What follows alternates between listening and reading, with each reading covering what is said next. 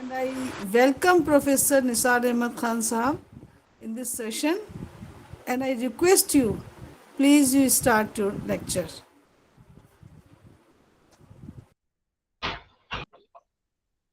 Okay thank you very much am I audible मैं सुनाई दे रहा हूँ आप सब लोगों को Yes, Yes, yes, sir. audible Yes, sir. sir. Sir, audible. Yes, Yes, sir. sir. Yes, sir. Okay Yes, sir. Thank you very much and as you know that as the coordinator of the program Professor Nasreen told you that I'll be talking about payment and settlement system in India. So I was looking at the list of the participants and I found that many of the participants, there are only few, maybe one, two, participant belong to the discipline of economics. And most of the participants are from other disciplines. And even from the education, the number is very, very small. So you find the participants from mathematics, from physics, from chemistry, and even from Urdu and other disciplines.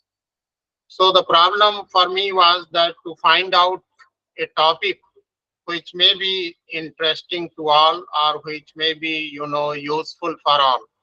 That was the problem. So somehow I decided that this is the topic which could be useful for all of you, and that is payment and settlement system in India. So a brief introduction before I start sharing my PPT with you. I would like to give you a brief introduction of the topic as to what I want to do in this topic. And meanwhile, I would like to know that whether all of you are comfortable with English or you would like me to explain the same in Hindi as well. So that, but we presume that all of you, perhaps can easily understand English and you would not face any problem in understanding my lecture. So I'll go with this English. But if you insist and if you want and if you find that something is not clear to you or something you are not able to understand, then you can ask me. I'll explain the same thing in Hindi as well. That all depends on you, that what you exactly want. But we'll start with English. So payment and settlement system. There are two words. One is the payment and another is the settlement.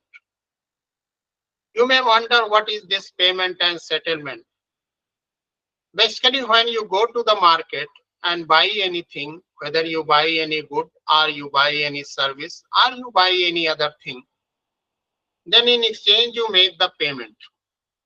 Now, once you have made the payment, then it is settled because you have purchased the goods and you have also made the payment. So it is settled. That payment has been made and it has also settled. So there is instant settlement. But if you say that I'll not make payment today, but I'll make payment after some time, maybe after 15 days or maybe after 1 month or 3 months, I'll make the payment, then till the payment is made, this is not settled. So that creates the problem of settlement. Now, in the case of goods and services, it's not a very serious issue as far as payment and settlement is concerned. But when we come to the stock market, when we come to the credit market, when we come to the derivative market, then the issue of payment and settlement is very, very important and it is of paramount importance. How it is so? I'll explain you. Start with stock market. In the stock market, the entire financial year is divided into accounting period. That entire financial year is starting from April 1 to 31st March. This is divided into a small accounting period. Usually an accounting period is of 15 days. An accounting period is of 15 days, but not necessarily of 15 days. it may be of 1 week, it may be more than 15 days, or it may be less than 15 days. But in India, we have accounting period having 15 days. So what this accounting period of 15 days means? It simply means that whatever shares, whatever bonds you have purchased in one accounting period, you have to settle it in the same accounting period. Now, what does it mean? It means, suppose you buy or you purchase the share of Reliance company in a particular accounting period. As I told you, the accounting period is of 15 days. So, settlement means that once you have purchased the share, then at the time of purchasing share, the share is not delivered to you, and you also don't make the full payment. So the payment and settlement is postponed. It is not, complete. So what actually we are saying, that if you have purchased the share of Reliance company, then in one accounting period, you should make the full payment and you should take the delivery of the shares. Once you have made the full payment for the share and you have also taken the delivery of the share, that the share is delivered to you, then we see the account is settled. So that is what we mean, that in an accounting period, the shares that you have purchased, you should make the payment for that share and take the delivery of that share in the same accounting period. But many times, in the stock market, what actually happens? That in the stock market, it happens that we have purchased the share, but we are unable to make the payment because we keep on purchasing and purchasing. And on the last day of the accounting period, which may be Friday or Saturday, last day of the accounting period, we try to settle all. That is, we make the payment. We might be, short of money, and as a result, we are unable to make the payment. And when we are unable to make the payment, it means we are lacking in our commitment because we have purchased the share, but we are not able to make the payment. So in this situation, what we saw, that there is a provision in the stock market which we say carry forward, that we request that this transaction should be carried forward to another accounting period. That is what we call as carry forward. There is a process for that. I am not going to in detail as what is the process for carry forward. There are, again, brokers are involved in that. So I'll not explain the entire process, but there is a provision of carry forward.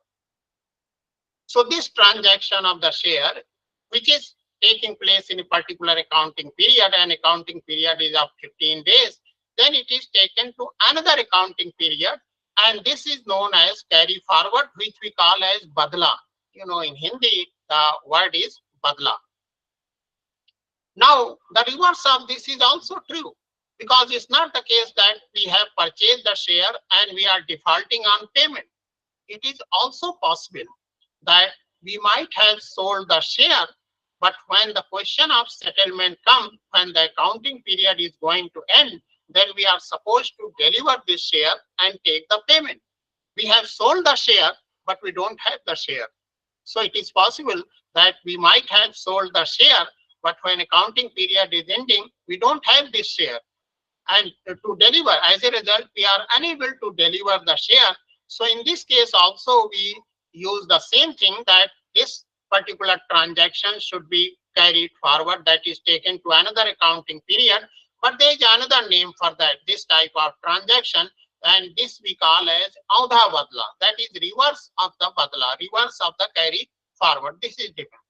So here, till the payment is made, this transaction, or till the payment is made, till the shares are delivered, this payment is not settled.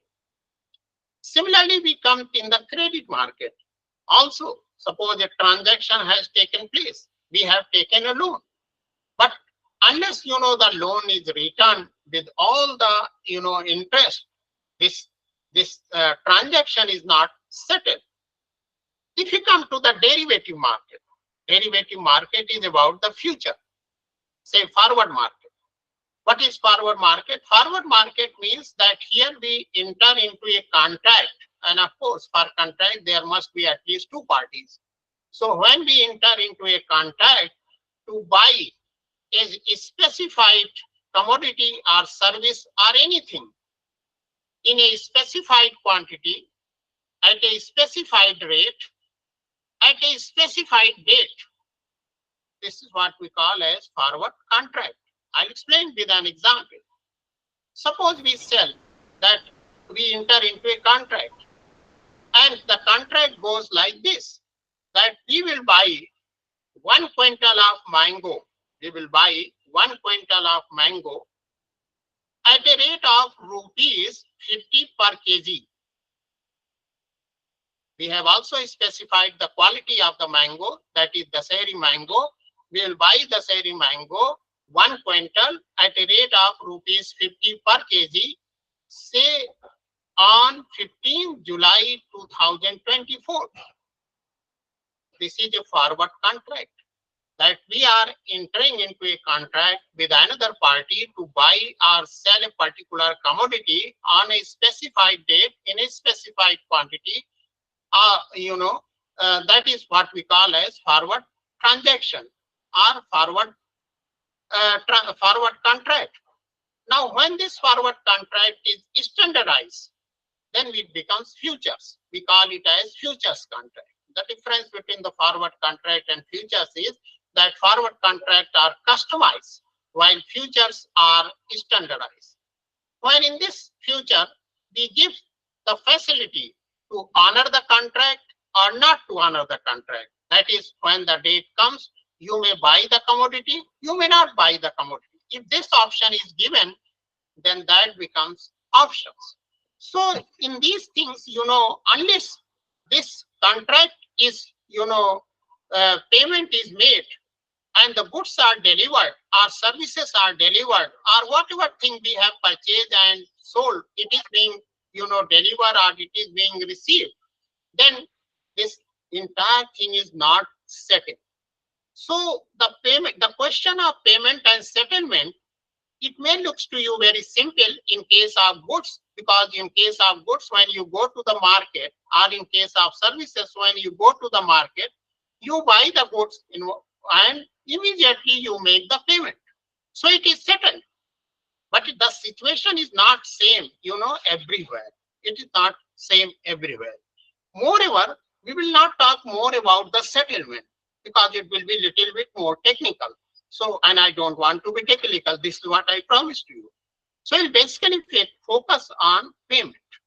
What are different ways of making the payment? So the lecture will be of introductory nature and with a focus on payment. So we'll start sharing my slide, and in case it is not visible, please let me know.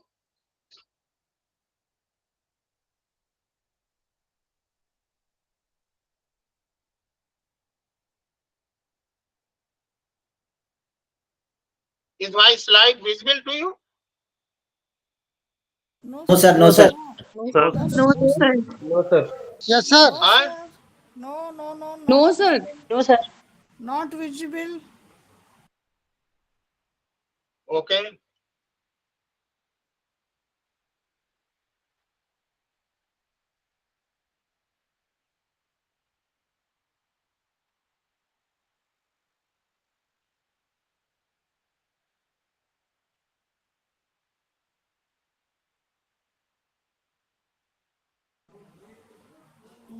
What is happening?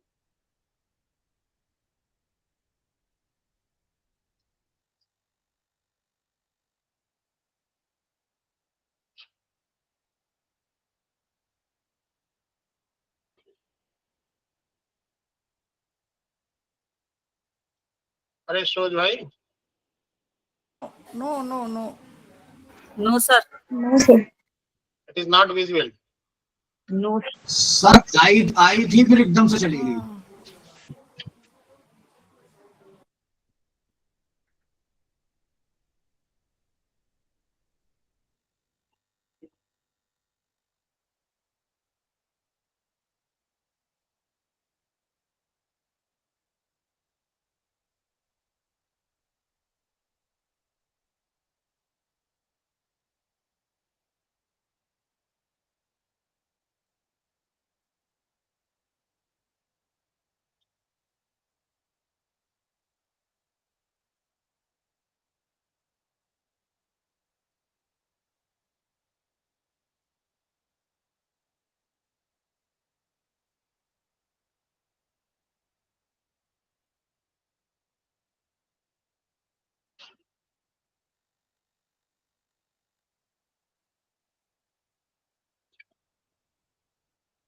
Anyhow, I will explain you another thing, and meanwhile I am calling the person, to help me in, there is appears to be some technical problem, and because of which the slide is not being shared.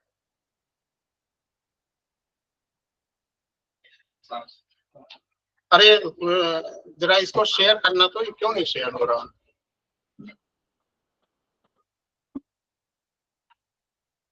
या क्यों नहीं रहा? इसी को share करना।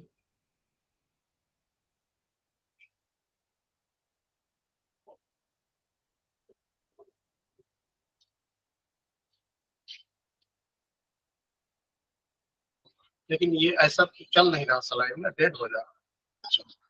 Sir आप दिखाई दे रहे हैं, दिखाने लगे सर। Visible visible sir. हाँ बिल्कुल। जरा अपना लैपटॉप लेके जरा आ जाना मेरे पास जल्दी।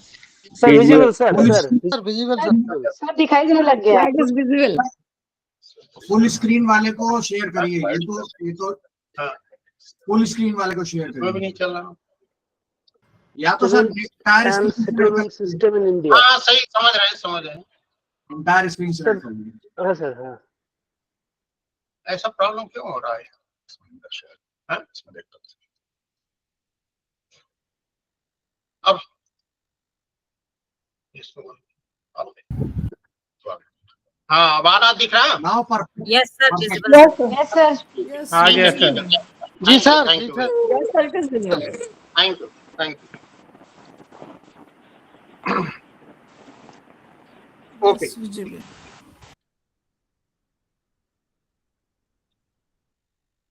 Okay, as far as payment is concerned, am I audible and my slide is also visible to you? Yes sir. Yes, Yes, sir. yes. Yes, sir. sir. You are Yes, sir. audible. Yes, sir. Yes, Okay, sir. thank You you. are Thank you. audible The and slides are also problem is visible. resolved. Now I'll continue.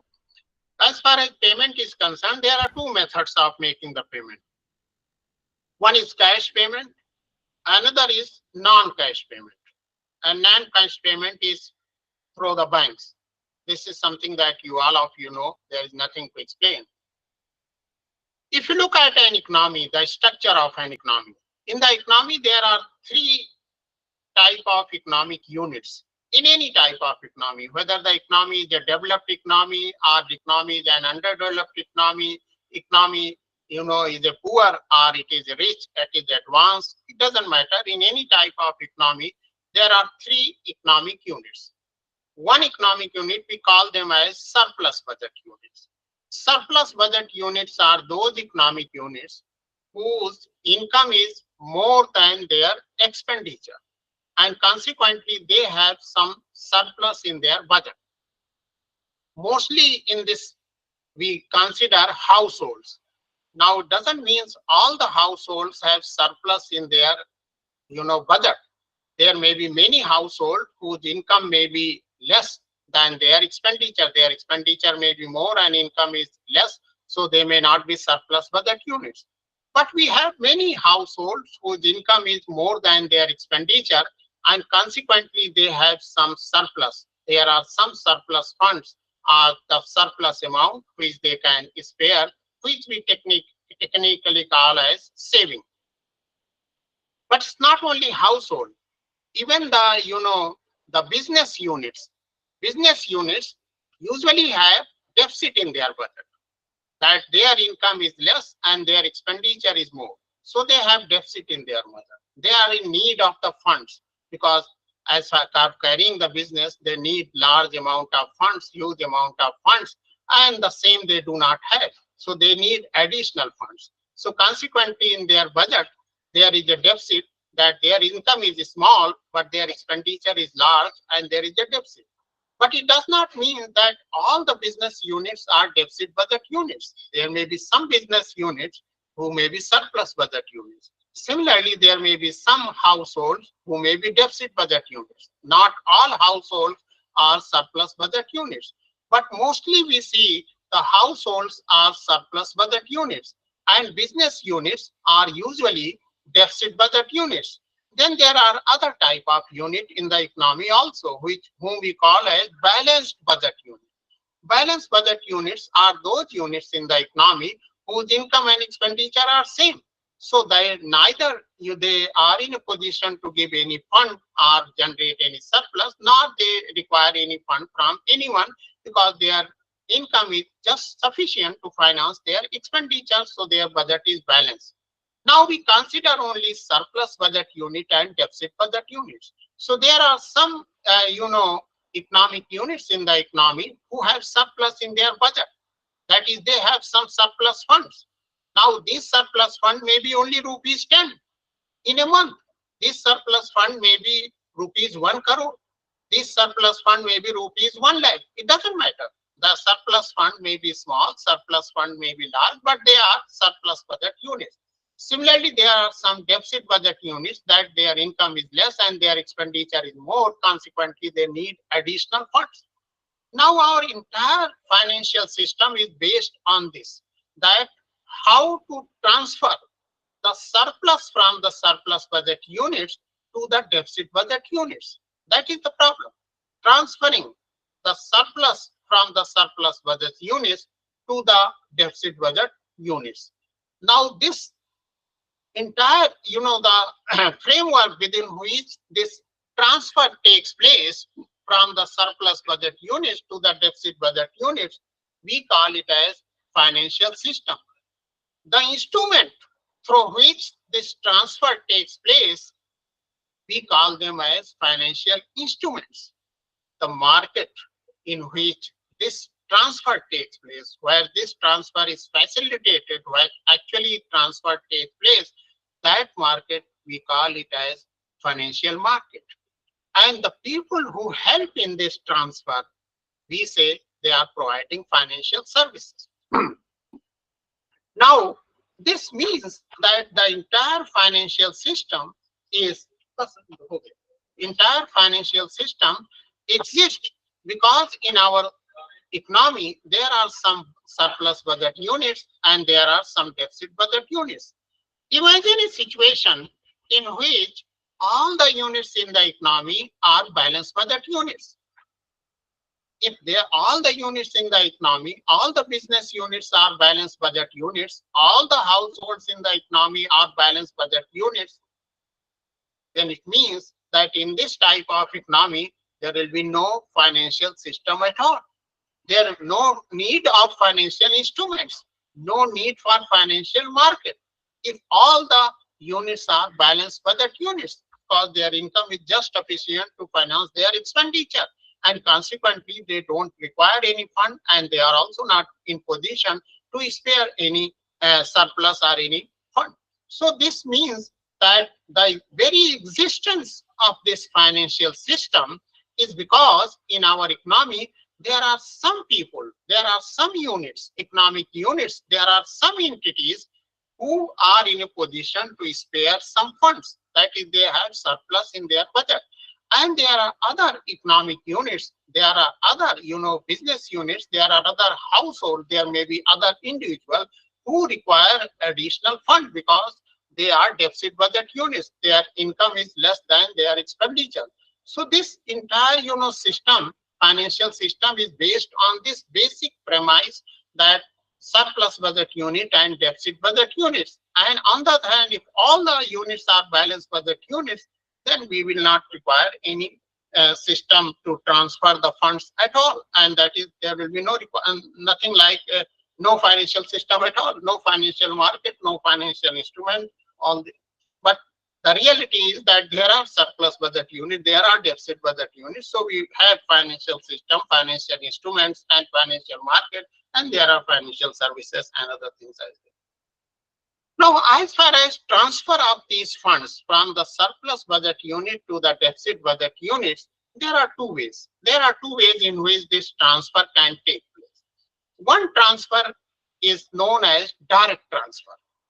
Direct transfer means the deficit budget units may directly approach the surplus budget units, and the surplus budget unit may provide the funds directly to the deficit budget units. Now, you may say, what is this directly approach? I'll say the best example of this is the stock market, basically the primary market. Now, the deficit budget unit, suppose there is a firm, and that firm, has a project. And for that project, the firm required huge amount of funds. So the firm goes to the public, issue the shares, and these shares are purchased by the surplus budget units. Now, when surplus budget units purchase these shares, the shares comes to the surplus budget units and the money goes to the deficit budget unit, that is the firm which has issued the share. And this, it means the deficit budget unit is getting the funds directly from the surplus budget unit by issuing shares, by issuing bonds. And when these shares and bonds are purchased by the surplus budget units, the funds are transferred from the surplus budget unit to the deficit budget units, and bonds or shares are transferred from the deficit budget unit to the surplus budget unit. Of course, in this process, there are brokers, but brokers are not intermediaries. Brokers are here to facilitate this transfer, to help, and for this they get the brokerage fee. But they are not intermediaries. They are not the middlemen. They are brokers. There is a distinction, there is a difference between the intermediary, middleman, and the broker. Broker simply facilitates the transaction, just like the broker is doing here. That is, he may help, both the deficit budget units and he may also help the surplus budget unit, by bringing them together and by helping in process. That is, the surplus budget unit may, purchase the shares and bonds. The broker may help in that process. But as far as the intermediary is concerned, or middleman is concerned, the intermediary is supposed to purchase. Suppose I'll explain it with the help of a simple example. Suppose we have a mango market. In the mango market, I am a buyer and you are a seller. But I don't know that who is, selling the mango at what rate it is. But there may be some broker, they may tell you that I will take to the buyer and he will provide you good type of mango at a reasonable rate, at a very good rate. So I'll say, okay, please help me. Though he will take to the me to the seller and I will enter into a negotiation. I will work out the contract, and once the price is negotiated and it is settled, then I will purchase the mango. But this person who has helped him in the process, I'll give him something that is, because he has helped, he has spent his time, so he is a broker. But if suppose a person, purchase the mango from the seller and then he sell me, he is going to sell this mango to me, then that person is not a broker, that person is an intermediary, that person is a middleman.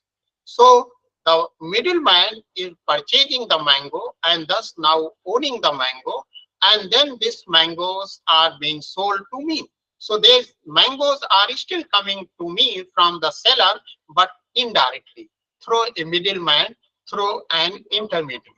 So there is a difference between the intermediaries and broker. Broker simply help the process. Broker never, purchase this share and then sell to you. No, broker will help in the process in buying and selling the shares, but broker will not purchase the shares and then sell. If the broker is doing this, then broker is no longer a broker. The broker becomes a middleman or intermediary. So one way of transferring the fund is a direct transfer. That is where the deficit budget units may issue different type of financial instruments. These financial instruments may be shares in the form of shares. There are different types of shares. There are different types of bonds. I'm not going to detail. And these shares and bonds may be purchased by the surplus budget units. And consequently, we say this is a direct transfer. But there is an indirect transfer. Indirect transfer, we see that here what will happen, that there may be an entity which may acquire the surplus funds, that these may get the surplus funds, and then these surplus funds may be provided to the deficit budget units, like bank. What banks are doing, they are accepting the deposit from the surplus budget unit. So surplus budget units are depositing their money. So banks are getting huge pool of funds, and now they are lending to the business units. So here banks, now when banks are lending to the business units, they are pretending as if this is their own funds. They are not saying that this is the fund that they got from someone. They say that this is our money. So what is actually happening that these intermediaries are banks, they are getting the deposits from the surplus budget units, and once they have got these large pool of funds, then they make these pool of funds available to the deficit budget units. So they are intermediaries. Since these intermediaries are operating in the financial market, in the transfer of funds, that is from the surplus budget unit to the deficit budget units, and they are not broker, they are intermediaries. So we call them as financial intermediaries. Now, these financial intermediaries are broadly speaking of two types. One is that the banks are financial intermediaries, I just told you, and there are non-banking financial intermediaries. That there are other financial intermediaries, other people also operating this, but they are not bank, like the insurance, like the mutual fund. There are pension funds, and there are other type of institutions who are also involved in chit funds and all that. They are not bank, but they are all in this business of getting the funds from the surplus budget units and making the same available to the deficit budget units. That is, they are also acting as intermediaries. So this is, here we call this process of transfer of funds from the surplus budget unit to the deficit budget unit through an intermediary, through a middleman, we call it as indirect transfer. In the developing countries, most of the funds are transferred through intermediaries. That is, this indirect channel is more important as compared to the direct channel. And that there is a specific reason for that. Because, for direct transfer, you must have a well-developed stock market. You must have a well-developed financial market. Unless and until you have a well-developed financial market, and people are also financially literate, people have necessary knowledge regarding the shares, regarding the bonds, people are able to decide as which company's share they should purchase, in what quantity they should purchase, at what time they should purchase the share, at what time they should sell the share. So if the people are, people needs to be financially literate. So therefore, in a developing country, we see the people are not financially literate, the markets are not developed. So the transfer of fund, through this direct method from the surplus budget unit to the deficit budget unit, it's very, very small. Most of the transfer takes place through these financial intermediaries. And even in the financial intermediaries, most important intermediaries are banks. So indirect channel is more important, but as the economy develops, as the economy progresses, as the people become more financially literate and market develop, so direct channel become more and more important. So more and more funds, start to be being transferred from the direct one to the directly from the surplus budget unit to the deficit budget unit. There are certain advantages associated with financial intermediaries. We will not go in detail, but these are the two methods through which the funds are being transferred. Payment, we have already told you that what is payment. That is, I gave you a very simple example that when you buy a particular good, then you make the payment, and once you make the payment, then it is being settled. But earlier, when there was no money, there was no currency, then we used to make payment by the goods. So that system was called as a barter system. So we purchase one good, and in exchange we make pay another good. So the payment for goods for goods, or goods for services. So that system was known as barter system. But as the world progress, then we have metals, a number of metals like gold, silver, and even the coins, various types of precious metals and precious stones. They all have served as money, but forget about all this. Now we have paper money, which is more important. But earlier, when we have these coins, they have some intrinsic value. But now we have paper money, and paper money is money because the government has made it legal tender. Now, as the banking system evolved, so what actually happened, then transfer, became very easy. That, both to whom you want to transfer and the person who wants to transfer both have account in the bank. So it becomes very easy to transfer the funds from one account to another account. But for this transfer, you need an instrument through which this transfer will take place from one account to another account, or from one bank to another bank, or from from a person residing in one city to another person residing in another city. So the most important instrument initially was check, and most of the transactions were through checks. As far as these transfers are concerned, most of the transfers were done through check. Now, in the check, you may be having a checkbook, that is the check issued by a customer. Then there is a draft. Draft is also a check, but this is issued by a bank. So it is the check issued by a bank. But both are, check, whether it is draft or both. Now, for effecting the transfer of money, bank account, a payment instrument, I have told you. But then in the process of check, there are three things. One is a drawer bank, another is a dry bank. That is, there is one bank which is this drawing this amount, there is another bank on which this amount is being drawn, and then there is a clearing house. Clearing house means where the representative of both banks or other banks, they will sit together and they will settle the claim on each other. For example, if suppose State Bank says that I have received a bank from Canara Bank, so this is the check, and as per you are supposed to give me 100 rupees, so Canara Bank will say that, okay, I have also received a check, and this, according to this check, you have to give me 200 rupees. So they will settle their claims, and we call it as clearing house.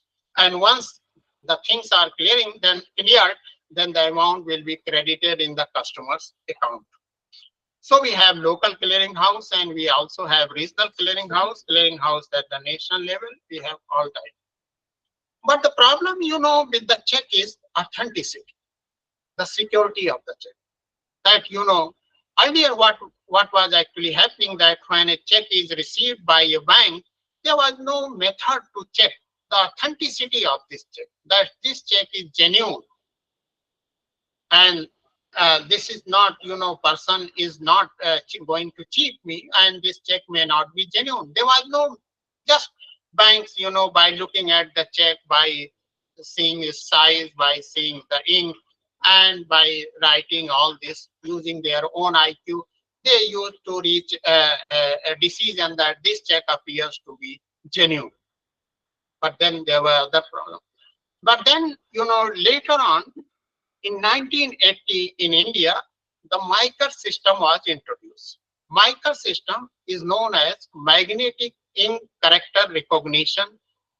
Magnetic Ink Character Recognition, MICR, MICAR system. MICAR system is a number that is written, at the bottom of the check. You can see, even check your check, and at the bottom of the check, MICAR number is written.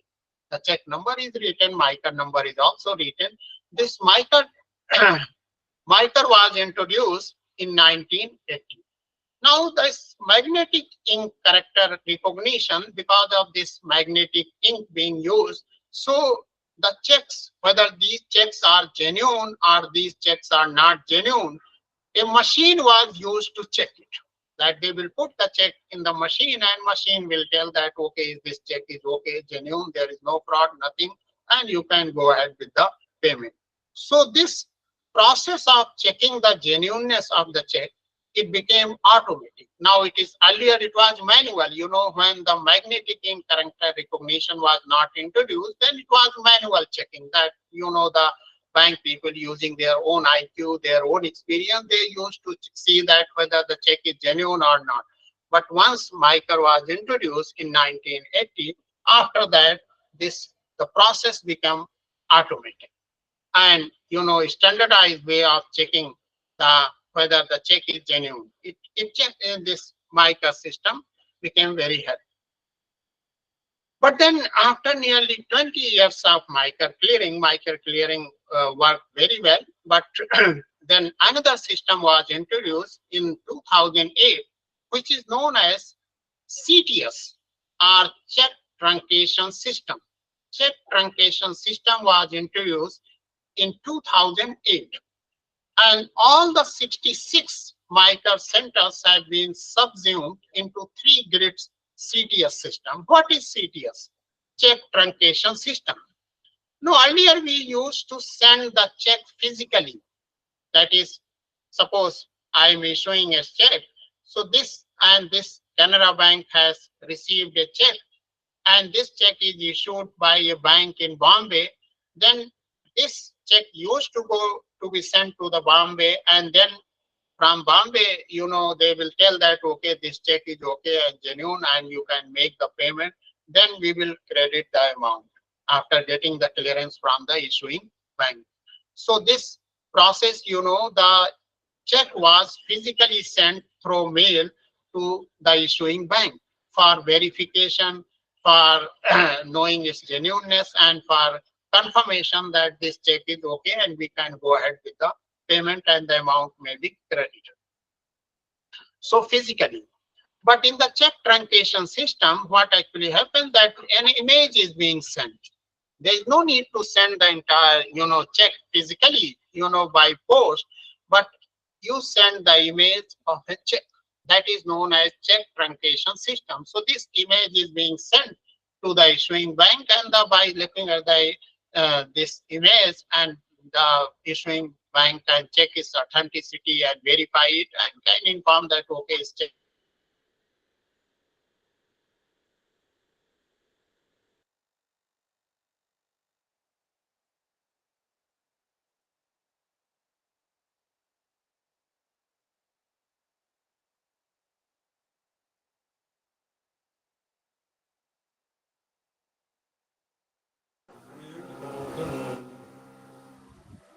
No voice? No noise, ma'am. No voice. No voice, ma'am. No voice, ma'am. No No voice, voice, ma'am. ma'am. Sir, no voice. Not audible, sir.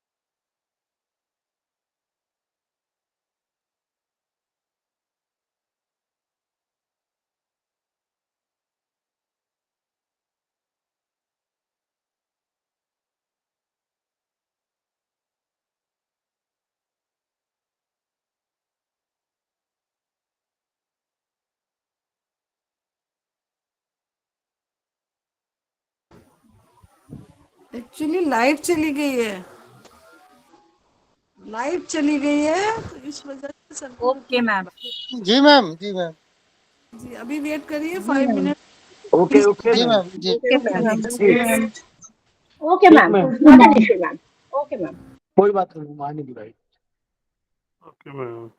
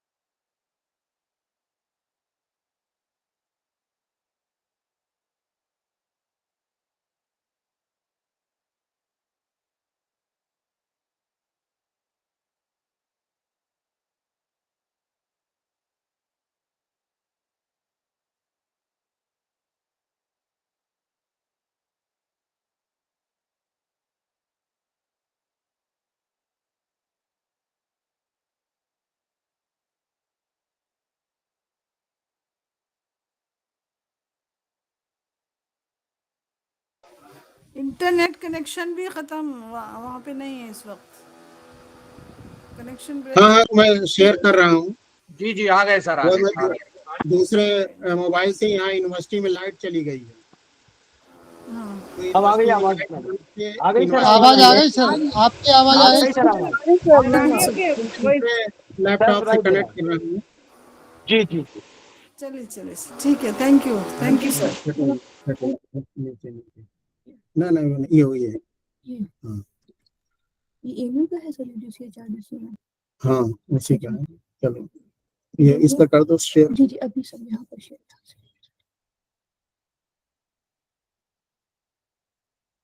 ये है ना payment settlement.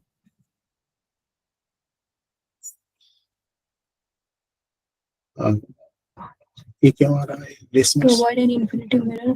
अच्छा वो उस पर करो, entire वाले पे। इंटायर आ गया सर यहाँ से।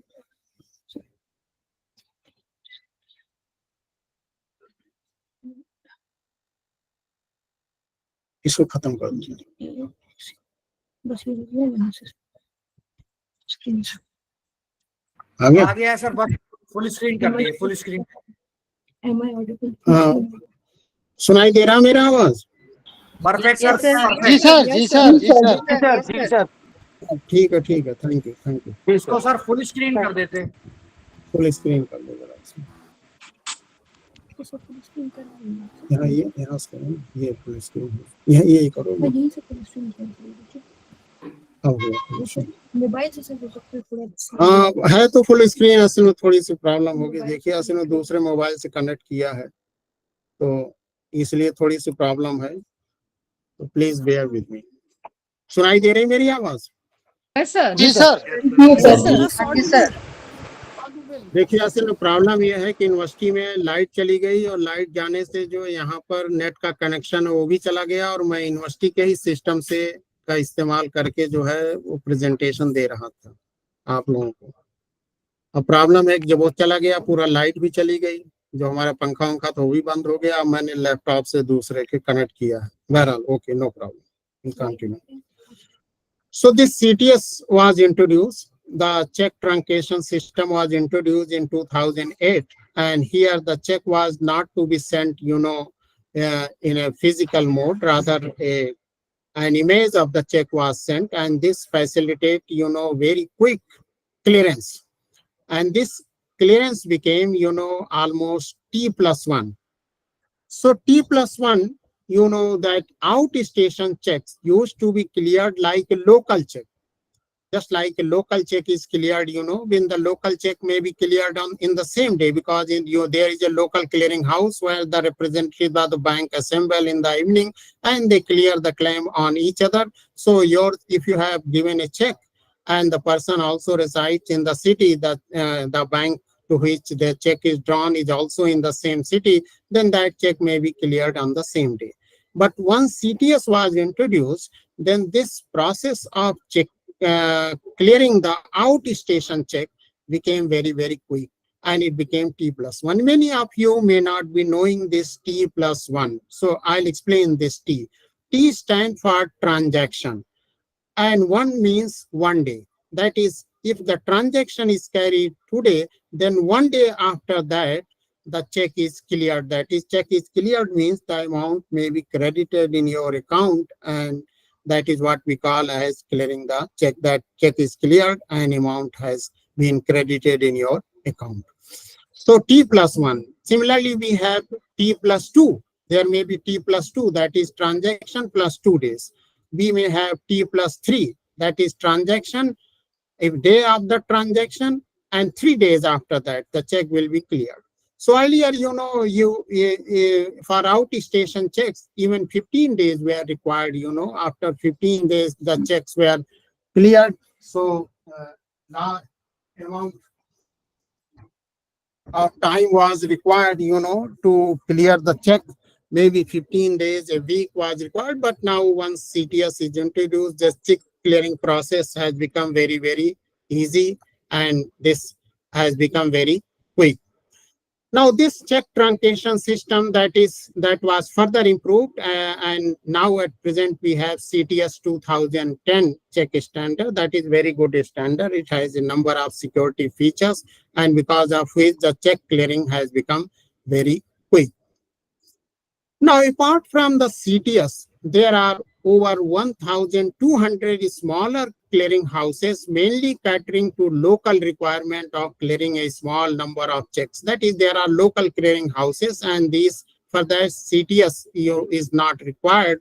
The local checks may be cleared by the local clearing house, and for that, we don't have to send the image and all that, because checks are physically present.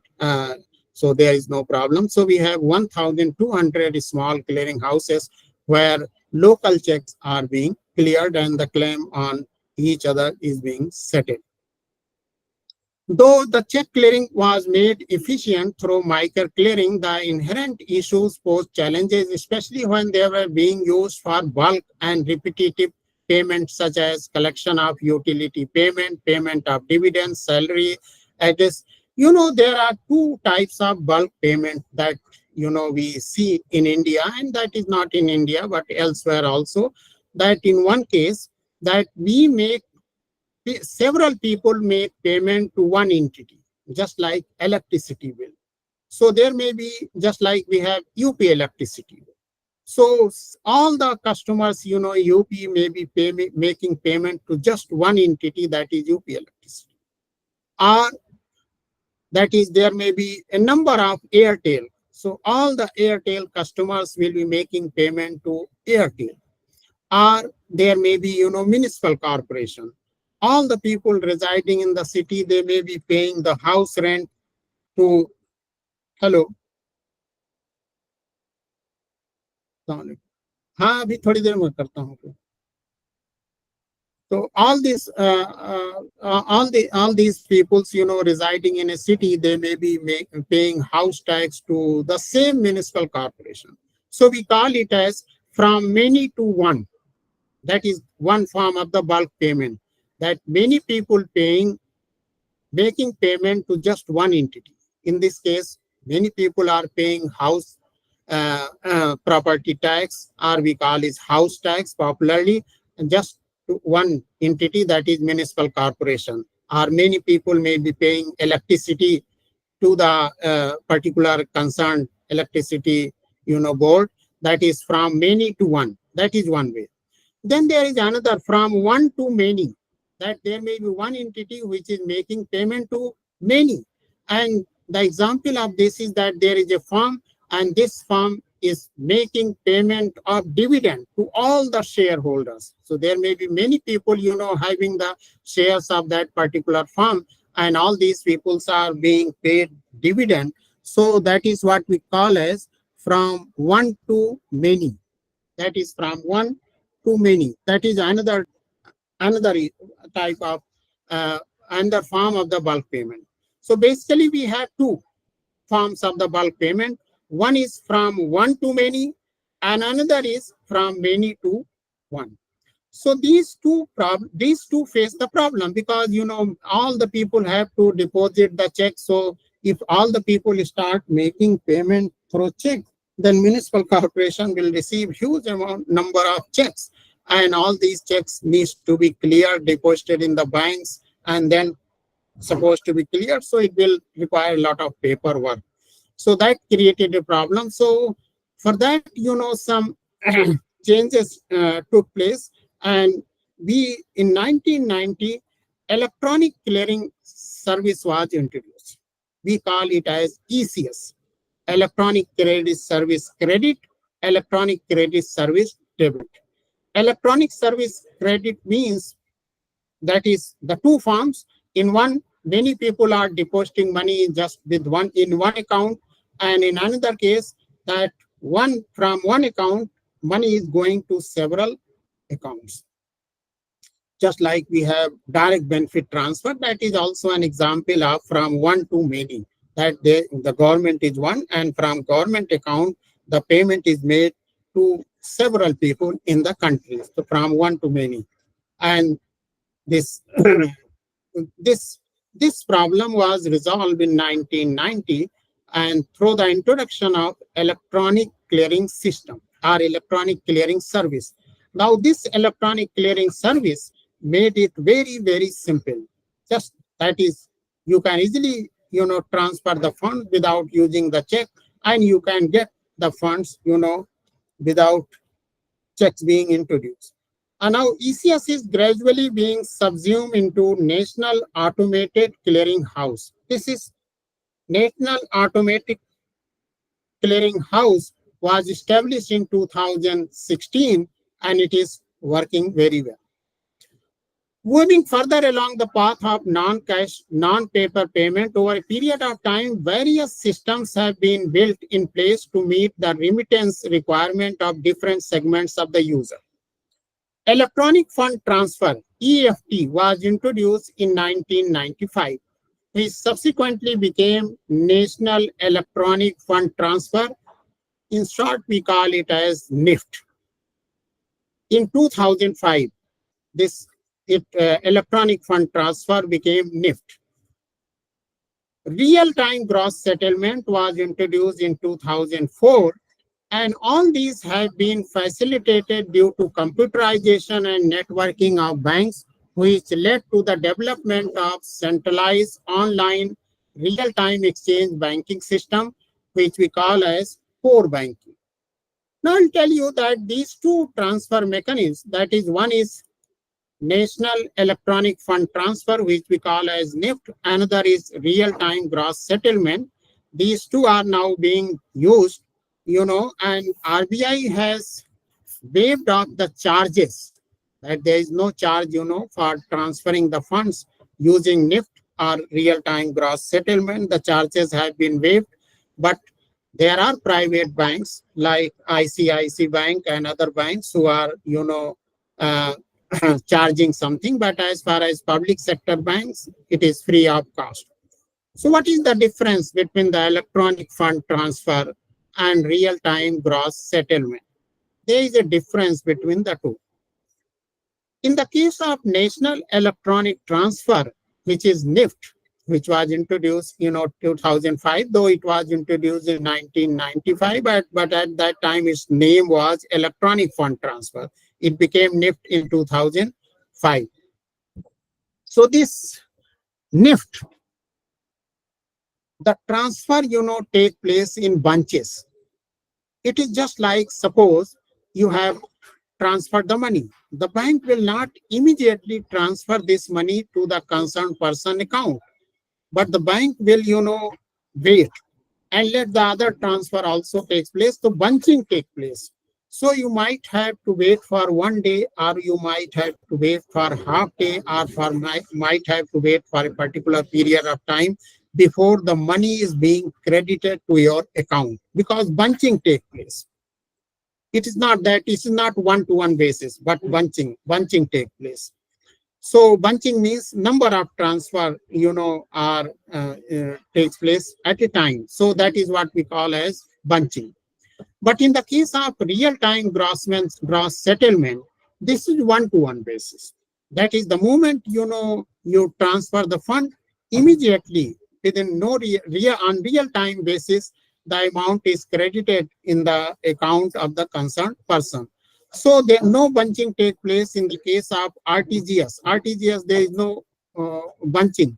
But in the National Electronic Fund Transfer, there is a bunching. There is that is the basic difference between NEFT and RTGS.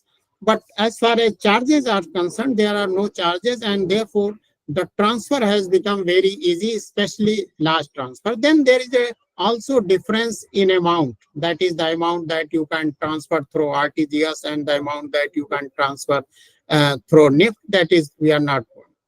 So RBI took a stance with reference to issuing in changes to all payments. Periodically is constituted various committee. RBI has been, the national payment system, it is the responsibility of the RBI, and RBI is taking the lead and trying to do everything that can make the payment safe, secure, sound, efficient, and authorized. So RBI has appointed a number of committees, Rangarajan Committee, Saraf Committee, Patil Committee, Varvan Committee, and number of committees to make the suggestion how this payment system can be introduced. From 1990 onward, the RBI has continuously been bringing out a vision document for every 3 years, which is known as payment vision. So from 1998, this payment vision is for a period of 3 years. So payment vision, that how in the coming 3 years, what type of things are going to be done by RBI and others in order to improve this payment system. The latest one is the payment vision of 2025. The earlier vision document, was up to 2021. And the latest one is known as Payment Vision 2025. Government has also appointed a Ratan Watal Committee in 2016. This government, the present government, which is in power, it also appointed a Ratan Watal Committee in 2016 to suggest ways and means to improve this payment system. Now, a very important development took place in the payment and settlement in the year 2007. Because as far as this digital payments are concerned and electronic payments are concerned, online payments are concerned, in our rules and regulation, there were no such provisions. There was no such new rules which facilitate.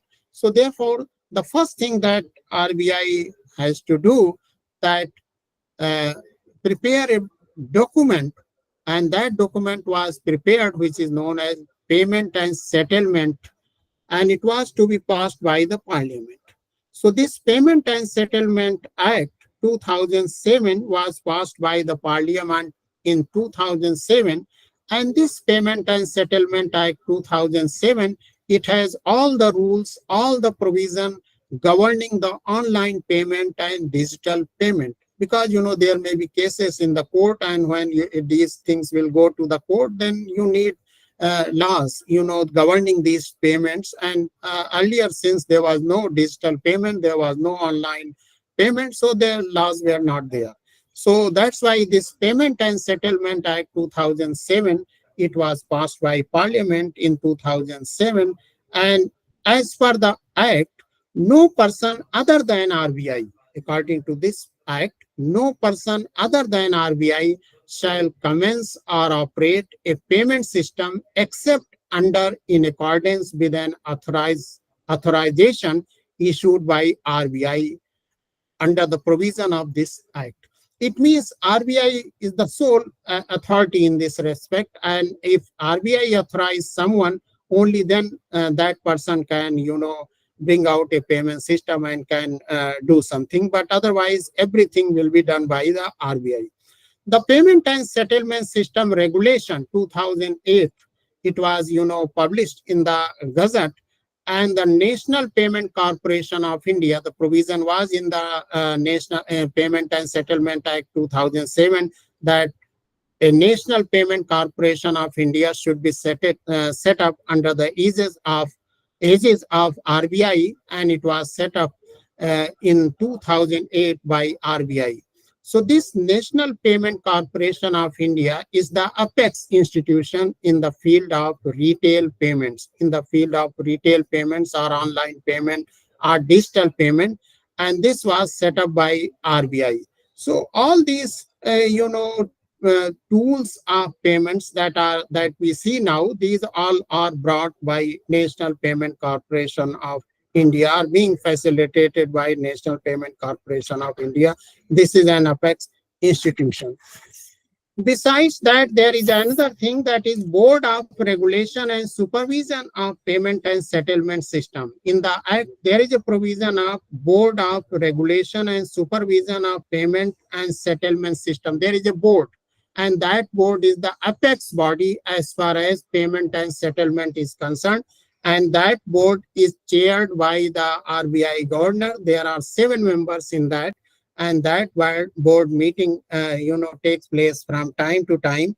And the provision for this board is mentioned, in the Payment and Settlement Act 2007.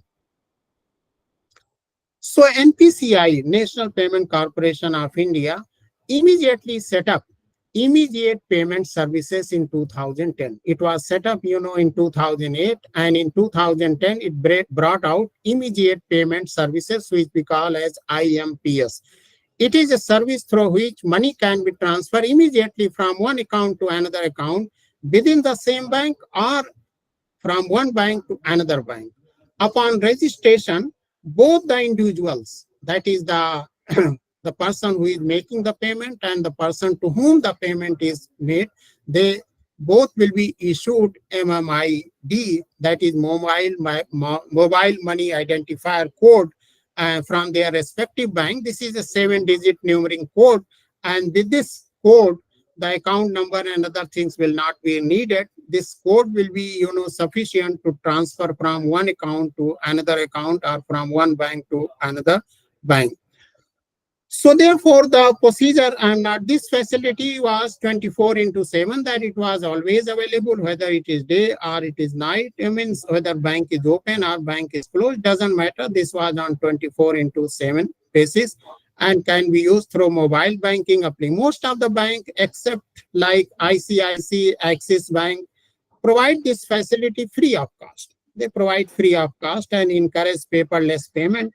And NPCI launched Unified Payment Interface, UPI, in 2006, which is an improved version of IMPS. That this is this is an improved version of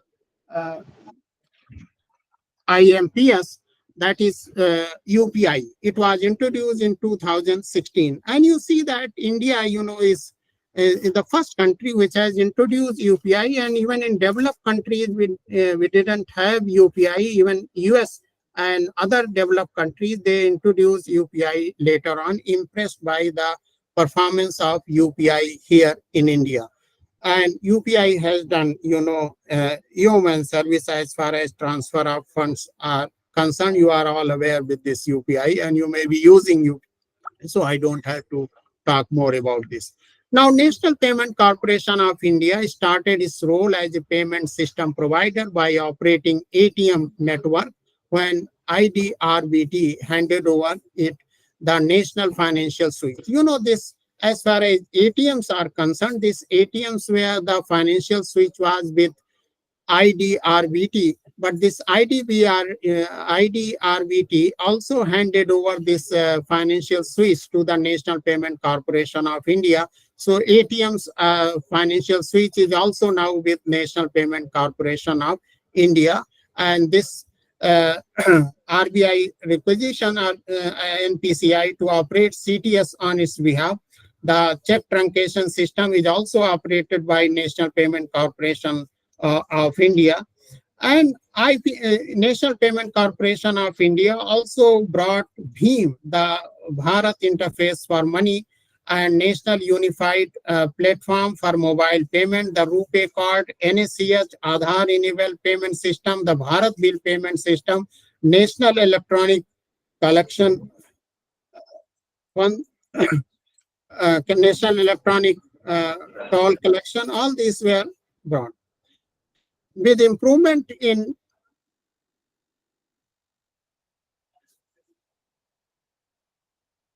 कितने बजे हमारा खत्म होना था? Hello hello, Yes, sir. Yes, sir. हाँ आप लोग हैं अच्छा। Connected? Yes, sir. Yes, sir. ये टाइम कब तक है हमारा? Yes, sir. Yes, sir. Sawa Yes, bara, sir. sir. 50.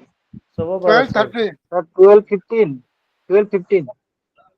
अच्छा अच्छा 12:15 तक है। Yes, हाँ sir. जी। ठीक है Yes, ठीक sir. है, कोई प्रॉब्लम नहीं, कोई problem, no problem. So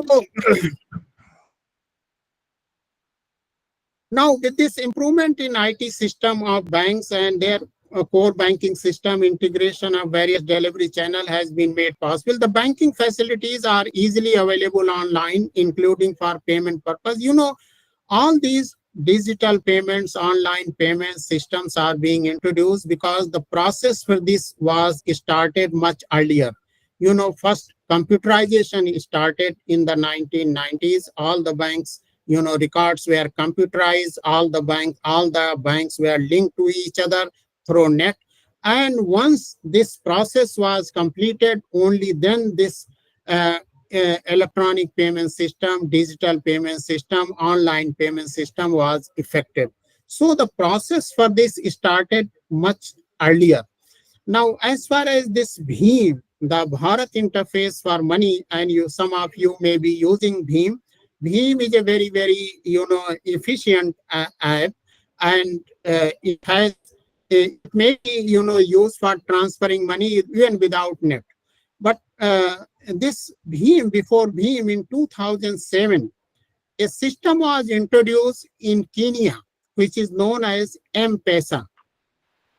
Basically, in Kenya, there was a mobile provider. The name of the mobile telecom company was Safaricom. Safaricom was a local telecom provider in Kenya.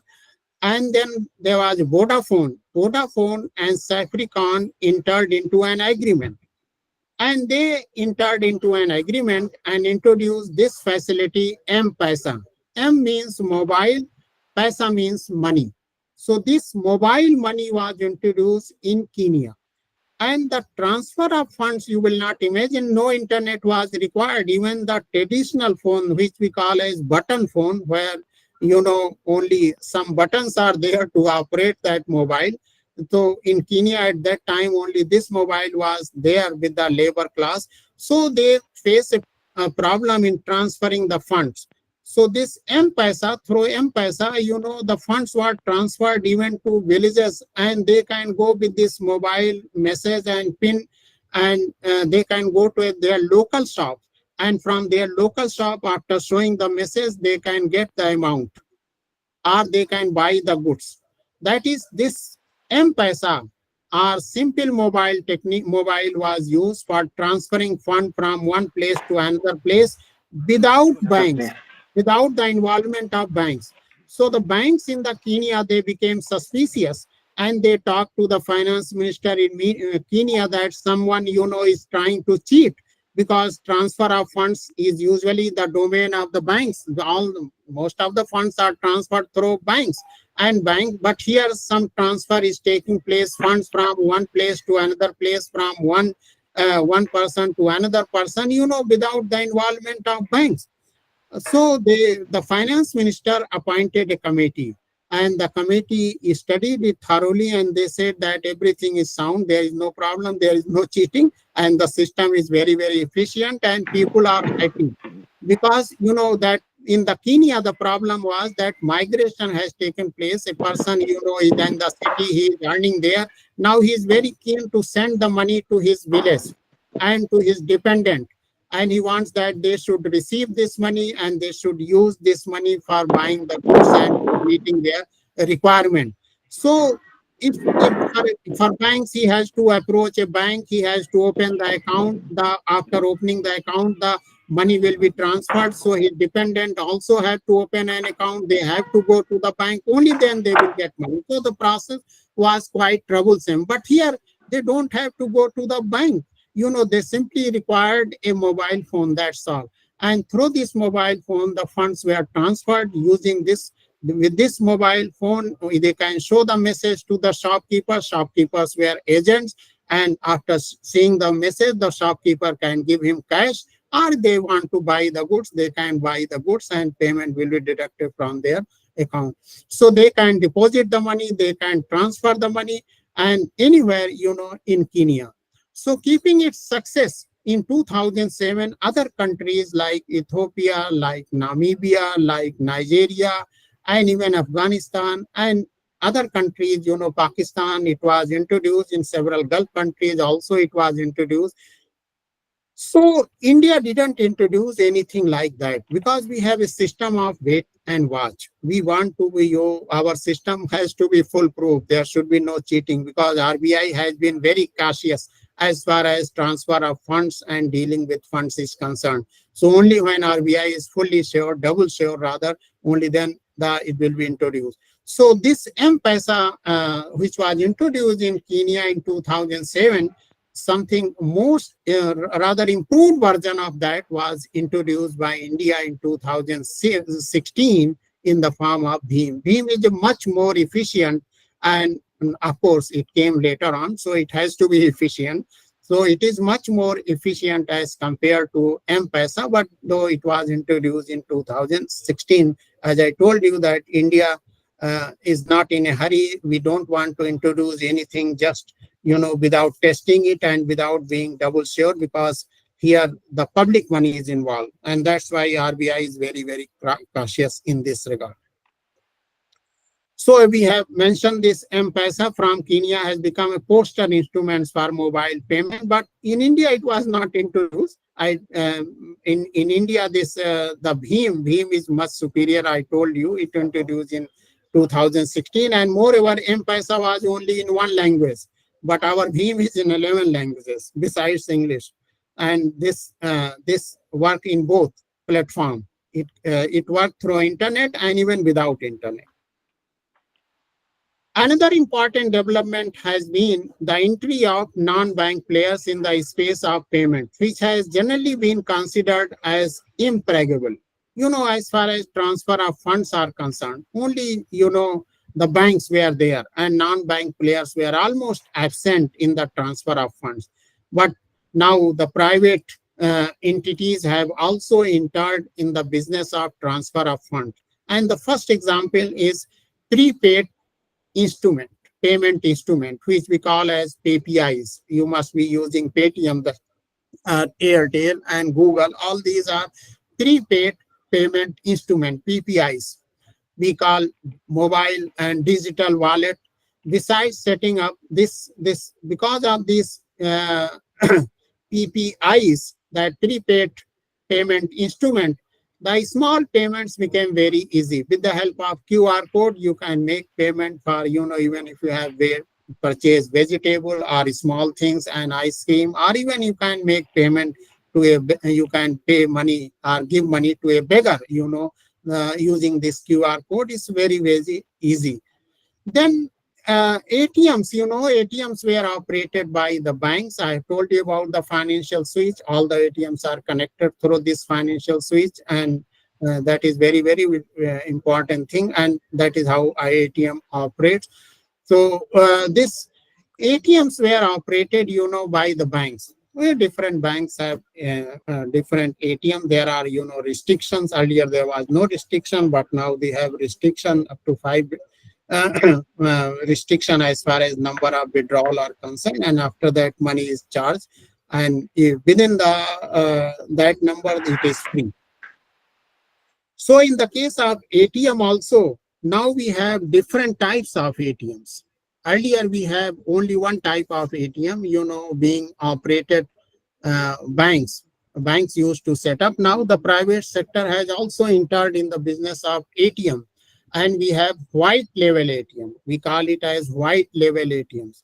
White label ATMs where the private entities are allowed to operate ATM, that they operate ATM and they charge money. That is, if you are using the white label ATM to withdraw the money or to make the payment, then of course some payment, some amount you have to pay to the ATM owner. That is, but anyhow, this the entry of the private sector has made it more efficient, because when it was operated by the banks, usually we see the banks, when we go to the ATM, the money is not there, or ATM is not working properly, or there is a malfunctioning, all that. But in case of white label ATM, there is nothing like that, because a person is sitting there monitoring everything, and after all, he has to accept the payment from you.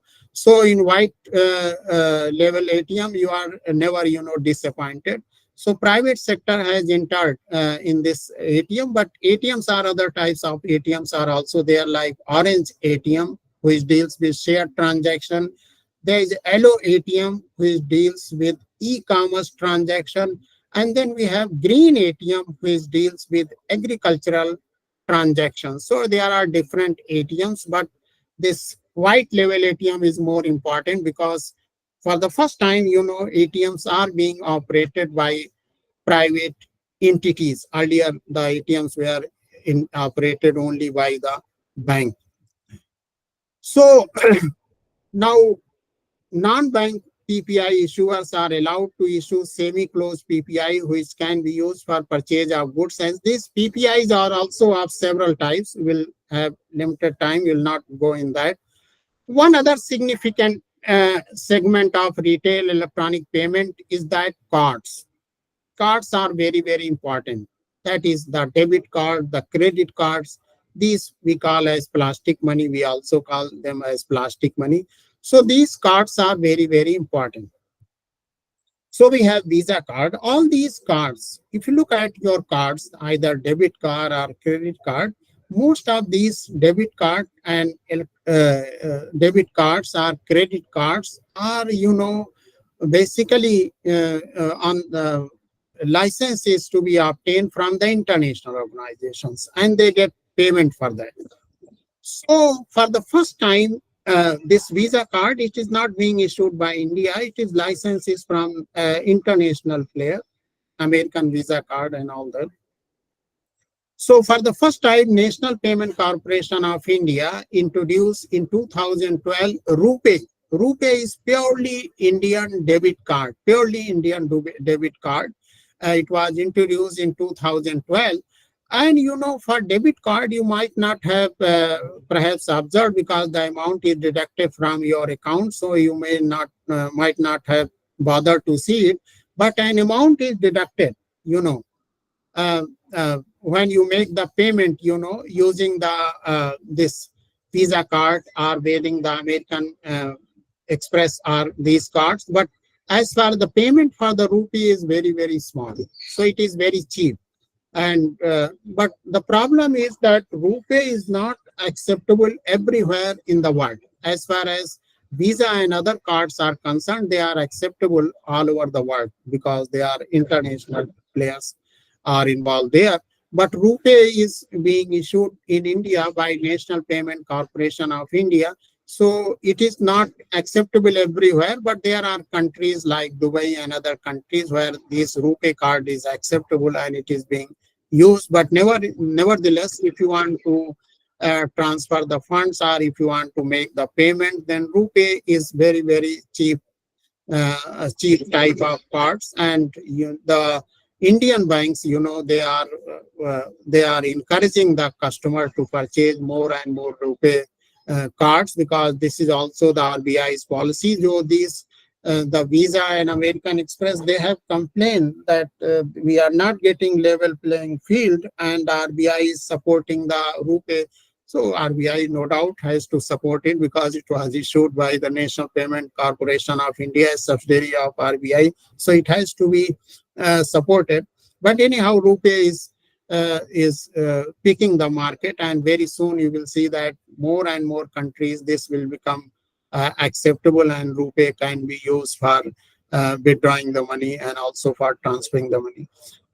Now, it was basically RuPay is a very important development because no other countries in in our neighbor, neither Pakistan, Bangladesh, other countries, very few countries have introduced their own card. India has taken the lead in that regard.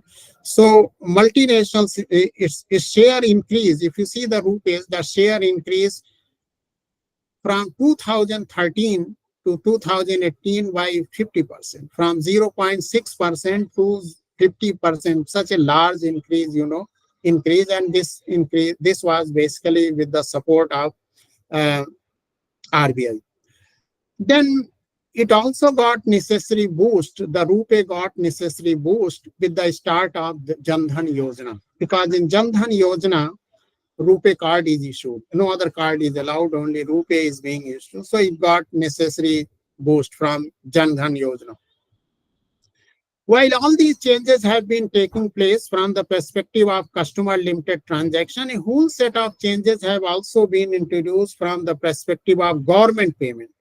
Accordingly, to facilitate bulk and repeated government benefit payments and subsidy payments to Aadhaar seeded bank payment of identified beneficiaries, the Aadhaar payment bridge system has been put in place. The National Payment Corporation of India manages this system with linkage to public financial management system through accredited bank and sponsor bank office. The direct benefit transfer is being operated through National Payment Corporation of India, and it is making payment very simple, very sound, and efficient without the involvement of intermediaries. That is a very good development. Aadhaar enabled payment system. This is a very important development, that Aadhaar enabled system, because the Aadhaar is playing because Aadhaar, all the necessary data is available there, and biometric data is available. So through biometric authentication, the payment can be made. So we have Aadhaar enabled payment system that is very important. Even the banking correspondent and even post offices, they carry mini ATM where the person is supposed to put the thumb or fingers on that, and immediately the account is open, and the money can be withdrawn or amount can be deposited using that mini ATM. So Aadhaar has played very important role, and because this data was already available, so it has made this system of payment more and easy and fast. Now, if you look at the systematically important financial market infrastructure, the RTGS, CBLO, collateralized borrowing and lending obligation, the government securities clearing, the forest clearing, this is one is. But we are more concerned about the retail payments. In the retail payments, we have paper clearing. Paper clearing is CTS, mica clearing, non-mica clearing. This is paper clearing. Retail electronics, we have ECS, electronic transfer, DR, electronic transfer, CR. We have electronic fund transfer and national electronic fund transfer, immediate payment services, which is IMPS, UPI, National Automatic Clearing House, RTGS.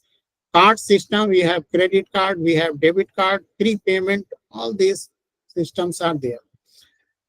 If you are interested in data, that is how this volume and value. Volume means number of payments and value means the amount of payment.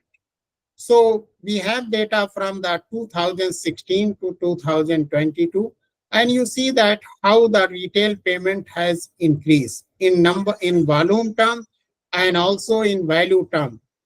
It has increased by a tremendous amount. That is quite visible. Then segment comparison by volume of retail payment October 2007 and segment comparison of value of retail payment. That is different segments like paper clearing, retail, electronic clearing, card payment, prepaid instruments. So you see the retail electronic clearing has increased substantially and significantly, both in terms of volume and also in terms of value. Annual growth of non-cash payment. If you look at annual growth of non-cash payment, it has continuously grown and getting larger and larger. Annual growth rate of volume of and value of component of retail payment. You can see I'm quickly showing these slides so that you can, I will share it with you. This is the country-wise payment situation as far as currency to GDP ratio. That is share of currency in the GDP. Share of currency in GDP in India has been around 12%. But in developed countries, it is around 4 and 5%. So we are, but currency is still very important in India, and most of the payments are made, using the currency, and many people, like paying in currency because they don't want have money trail or record should be there. That's why they prefer cash, because there is no record of cash payment. All other payments as far as digital payments, electronic payment, or payment using cards or electronic transfer, all these records are available. So many people, do not like it and they want cash payment. So you look at the share of currency to GDP in India, it has hovered around 12%, and it has fluctuated, 2016-17, it has become very low, and that is the period of demonetization.